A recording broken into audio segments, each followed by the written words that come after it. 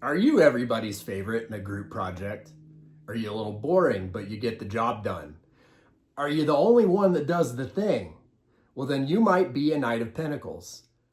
Hi, party people. Welcome back to the Pretty Picture Party. If this is your first time, welcome to the Pretty Picture Party. It's me, Taylor Ellis, creator of the Ellis Deck Tarot and the Tarot of the Starbound Phantasia. And today we're going to be doing a side-by-side of the Knight of Pentacles from the Ellis deck and the Tarot of the Starbound Phantasia. First off, let's talk about elements. The Pentacles are an earth suit. And if we go back and talk about the elemental assignments of our court cards, we remember that kings are fire, queens are water, knights are air, and pentacles are earth, which makes this guy heir of earth. He's got his mind on his money. He's got his money on his mind. He's probably all about the grind. He definitely clocks out of work, goes home, clocks into his second job, or has some project going. He's building a rocket ship in the backyard. Either way, the wind is always blowing with this guy. There's always something going on. If we take that heir of earth and find his I Ching correlation in Crowley's 777, we find that we get the hexagram 53, which is development or gradual progress. This is going to be the trigram of mountain underneath the trigram of wind. So you want to think about a tree that has grown on top of a mountain. And this is something that can't shoot up overnight like a weed. It's something that's got to have its roots dug down. The wind's always blowing on top of that mountain, not unlike the night itself. And it's a slow growth, but once it's secure in the ground and once it's up there, it is a sight to be seen. If we look at the traditional Wilhelm Baines translation of the I Ching, we see that he calls 53 an inexhaustible source of progress. If we look at a book like Benabel Wins, we see that she says not to expect success overnight, not to change our nature, to play to our strengths. She says that the lines of the hexagram follow the narrative of a wild goose, which is a symbol of loyalty and integrity. So we can see how this I Ching hexagram really illustrates the character of an individual portrayed by the Knight of Pentacles. To briefly mention the astrology of the card, he's at about 20 degrees Aries and 20 degrees Taurus. So that Aries aspect is going to make him a little dynamic, assertive, could get a little hot-headed if you get in the way of getting the work done. As far as Taurus, that's going to make him dependable. It's going to make him persistent. It could make him stubborn even. Just basically, you don't want to put your foot in front of the lawnmower. We're going to start first with the Knight of Pentacles from the Ellis deck. The people in the Pentacles suit have paper white skin imposed on a black background, alluding to the idea that material matters themselves are black and white, and sort of the surrounding color adds to the nuance of the situation. You might notice first off that this knight is barefoot.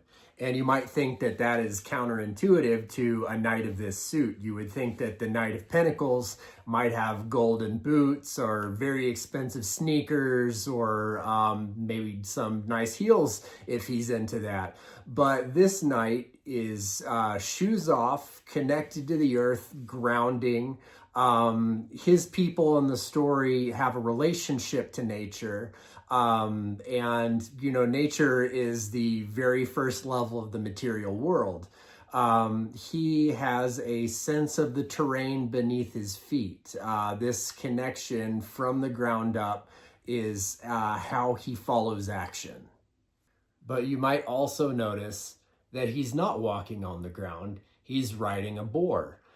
This large boar is an animal that he befriended as the page when it was a small shoat.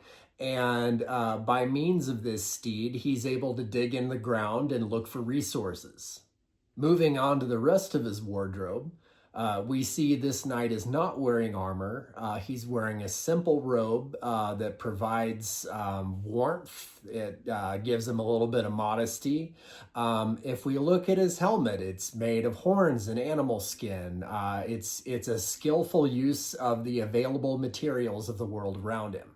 Lastly, we move on to the namesake of the suit, the Pinnacle, which he holds in his hands. He's offering it humbly to a barren tree branch. It belongs to a tree that is not entirely pictured on the card. He's offering what's his to those in need, and he sees a broader picture than what we are privy to.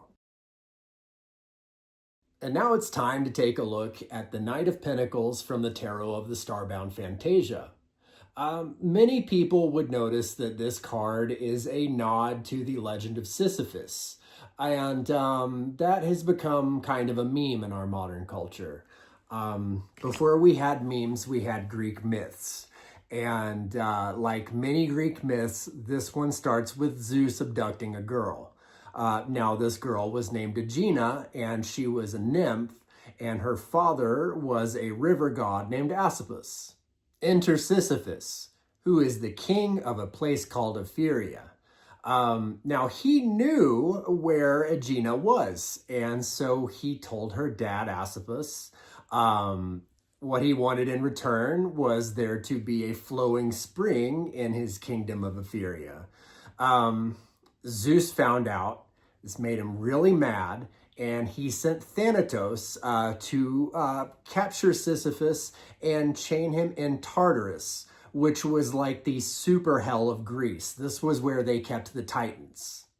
This didn't stop Sisyphus, though. He's clever, he's resourceful. He actually chains Thanatos instead, and as a result, nobody can die. Now, in some stories, it was Hades, but either way, he's chained up, nobody can die, so nobody is making sacrifices to the Greek gods, or if they are, it's not working. And the Greek gods were Greek gods about it. They were petty as hell. After Sisyphus dies, they give him a task of eternally rolling a boulder up to the top of a hill. As soon as he gets to the top, it rolls away.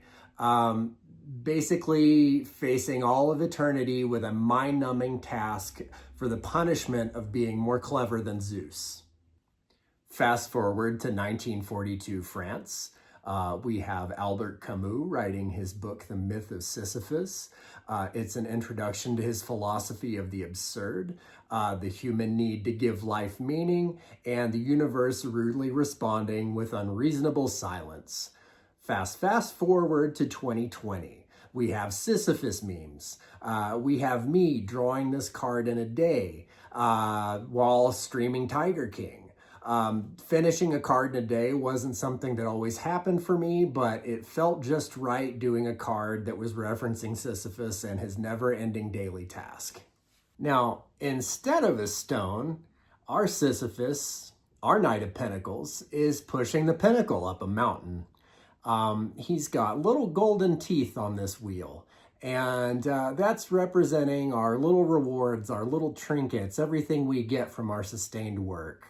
The inside of the wheel has rams, and they're pushing a little version of the pinnacle itself up its own little hill.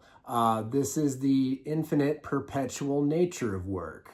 Inside of it is a green gem, and this is the same color as the heart chakra, and it represents putting our clear mind and our heart into our work. This knight does wear armor, and as we can see on his right shoulder is a pauldron shaped like a ram.